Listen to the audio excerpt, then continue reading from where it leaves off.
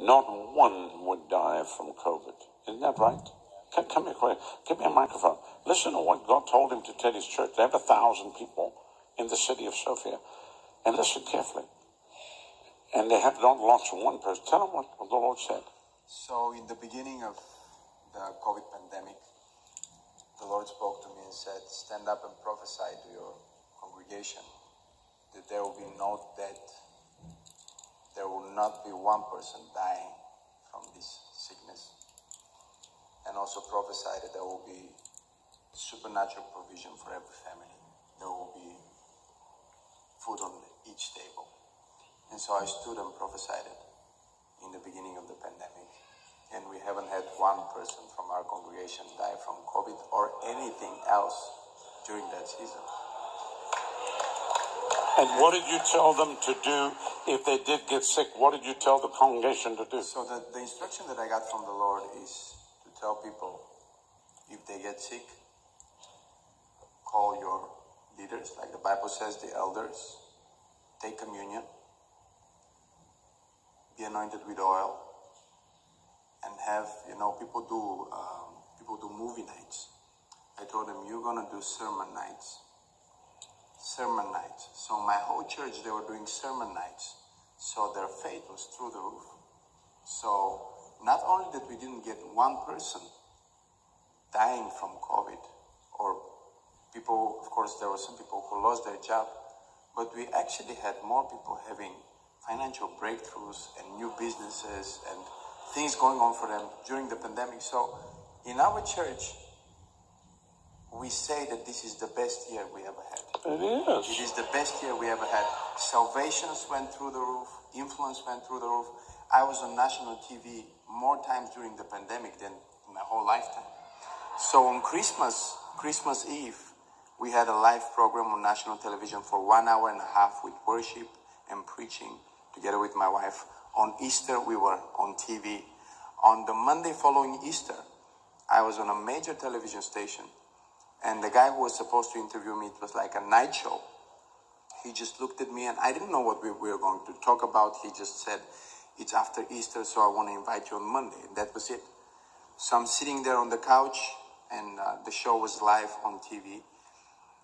And he goes, they're counting 3, 2, 1. He says, welcome to tonight, and da-da-da. And then he said, I grew up in communism.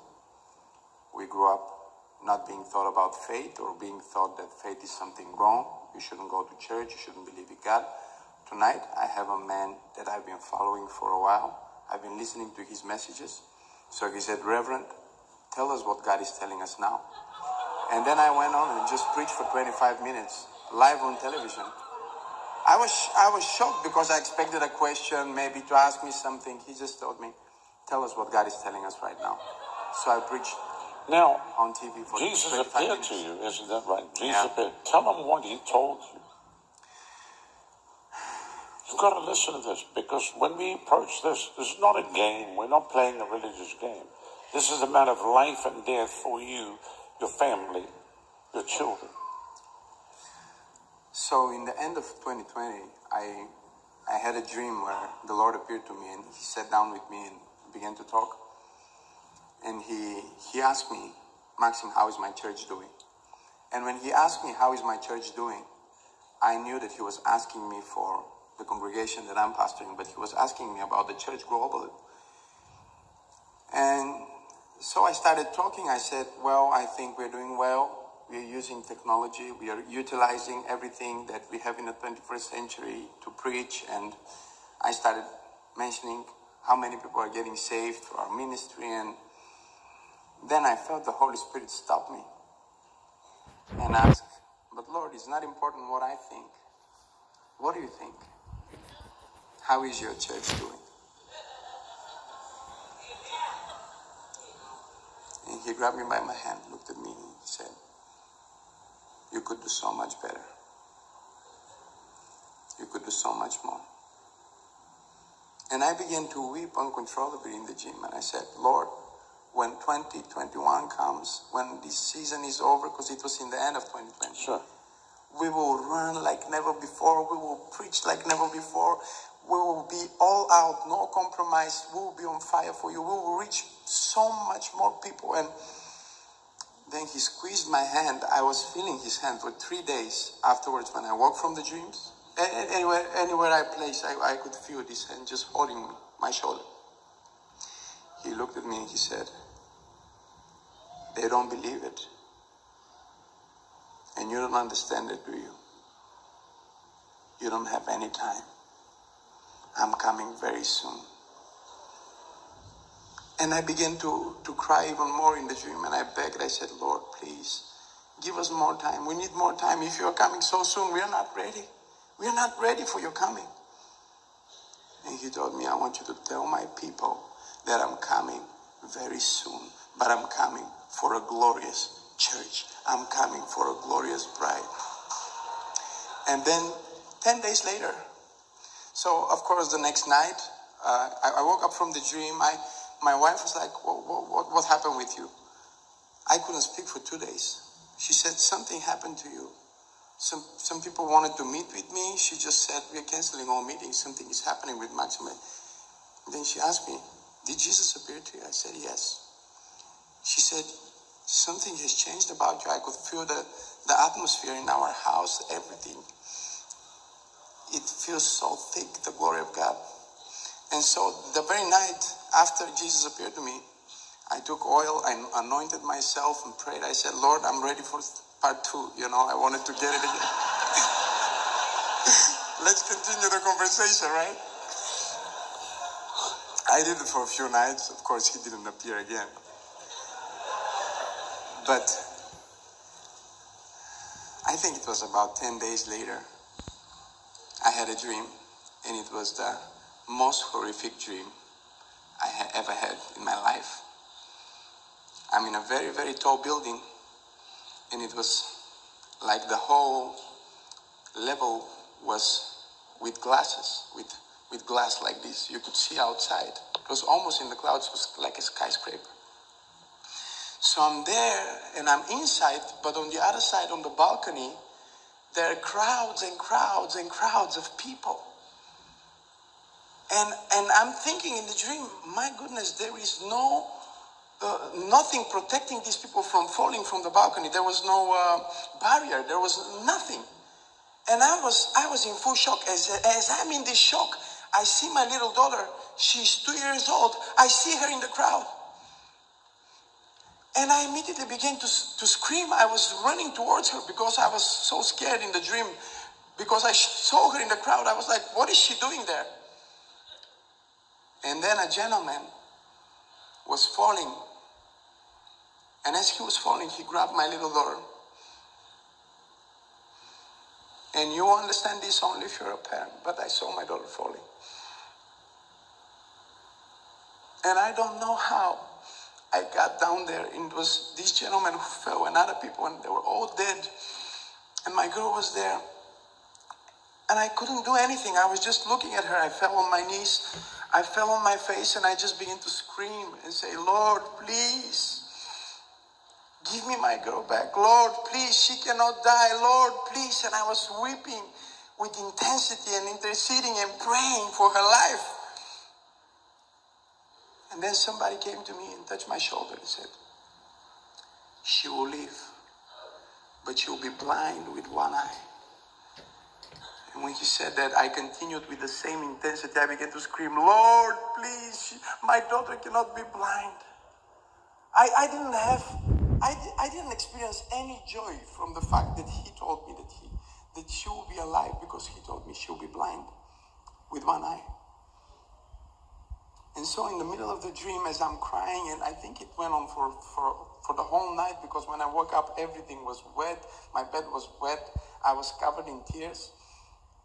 As I'm screaming and crying in the dream, I looked to heaven. And I said, why are you doing this to me? Why are you giving me this dream?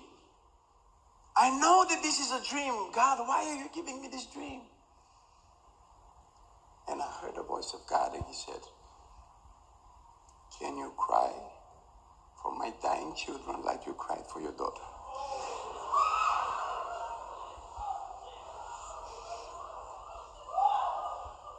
can you cry for my dying children like you cry for your daughter? And then he said, even when you heard that you will be alive but blind, you continued weeping and interceding with the same passion and intensity. Can you cry for my other children who are alive in the church, but they are blinded by religion, and they are not ready for my coming? I woke up, I pronounced the fast, I started praying every day, and I was trying to get myself to that level where I'm praying with this kind of passion like I had in the dream for the lost. And I was praying and interceding, and I just couldn't get myself to that emotion. And I said, God, I don't know what it means to lose your child. I only know it from a dream. But I want to have this passion. What do I do? He said, keep on praying. And then probably 7 nights later, as I'm in this season, I said, there is only one minister that I know of that knows what it means to lose a child. But I didn't want to call. And then I get a call from Dr. Rodney Howard-Brown. And he says, Maxim, my friend, I've been praying for you. What is the Lord telling you? What is happening in your life? And then I shared the dream with you and what the Lord said. And you know, I found myself in my house and just weeping. Just my wife will tell you, she found me many times just weeping over nations, weeping over people, weeping. And the dream you had was very similar to what I saw when I was a kid, where the people were going over the chasm, lost eternity. I said, who will tell them? Who will tell them? Who will tell them? He said, you must tell them, you must tell them, you must tell them. I said, I will tell them, I will tell them, I will tell them. But the thing that God wanted him to tell the church was that I'm coming very, very, very soon. And we know that and we say that, but when he told me this in the dream, he told me, you don't really believe it. And my people, my children, they don't believe it. That's why they're not ready for it. That's why they're not working with intensity, because they don't really understand that I'm coming so soon. And I was sharing this with a few pastor friends of mine from my country, and when I was giving them the dream, they said, so what happened in the end? Did he give you, did he tell you, yes, you have more time? I said, no. I felt hopeful. But ever since I had this dream, every morning I wake up and I think, I think it might be happening any second now. And I want to make this day count. I want to make this meeting count. I want to make this encounter count. That urgency that you've had, that's what's been on me for a long, long time. That's why we don't just have a service. Every service could be the last service. And my guys will tell you, a preacher does the last sermon I'll ever preach. I give the altar call as though it's the last time I'll ever give the altar call. I give the altar call as though it's the last time the people will ever give the altar call. And how many times they will tell you. I tell people that that's all of the 300 city tour. This could be the last run. This could be the final run. But I saw the hand of God open up the planet one more time, and we'll finish the 300 city tour. Just telling you that. Because I hear the nations calling. So, as we hold this at our end, he said, as often as you eat this bread and drink this cup, you show my death till I come. So it's a mere promise.